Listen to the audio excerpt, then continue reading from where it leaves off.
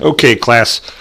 This video I want to discuss flow of execution, the order in which statements are executed. So now you're diving into building your own functions, loading them in memory, potentially creating excuse me, more than one function and having another function call on one of your other functions. So this is an important concept to understand. Now, I'm actually going to read this out loud. Function definitions do not alter the flow of execution of the program. But remember, the statements inside the function are not executed until the function is called. So what does this first little snippet mean right here? Well, once again, when we define a function, let's call define, I don't know, let's go print nums, right? Pnums, that's fine. And we'll say no parameters, and we'll say print, and we'll just simply print 1, 2, 3, 4, 5, right? Just a print statement for integers, no big deal. Now, we defined it, it's in memory, but this part right here. But remember, that statement inside the functions are not executed until it's called. This print statement is not executed until I call on our function name. So let's do pnums. I'm going to hit enter, and there that print statement is executed once I called on the function name. Okay, let's move along. So a function call, when you call on the function's name, is like a detour in the flow of execution. Instead of going to the next statement, the flow jumps to the body of the function that was called to perform the execution. And then it comes back to pick up where it left off. I have an example I want to show you. And this says, hey, it sounds simple enough until you remember that a function can call another. Well, in the middle of one function, the program might have to execute the statements in another function. And I want to show you an example of this, a flow example. So in this particular script, there's a function called start game. Within the start game function, you have this script statements or script block.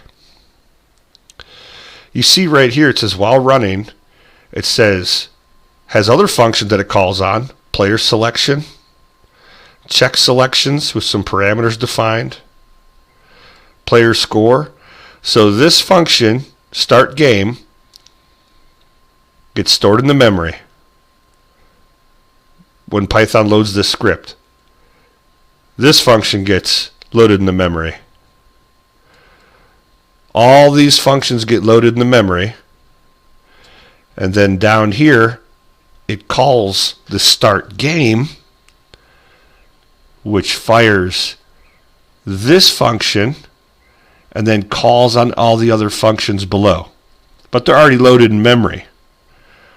So the flow of execution is all this gets loaded in the memory, doesn't do anything until performs no action until this start game function is called, which then calls on this function, which calls on their sub functions. This is called flow of execution.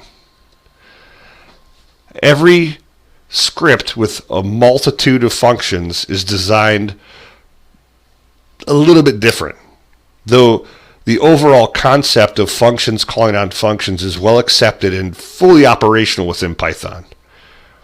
But remember, whenever you get stuck and your script feels like it's getting out of control or too difficult, just import this. Tim Peters was kind enough to write the Zen of Python. Complex is better than complicated. Flat is better than nested.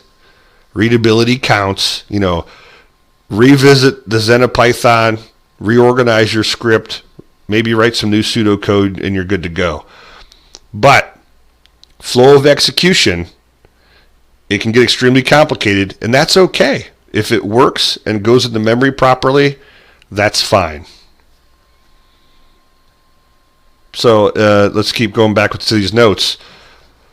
So when Python gets to the end of the script or program, it terminates. So what does that mean? it basically removes all the parameters or variables within your function and script from memory. So Python code, though it may start at the top of a Py file, it often does not read top to bottom, or it does not execute top to bottom. Best to follow the flow of execution, as so for in our example. And that's it for this video, flow of execution.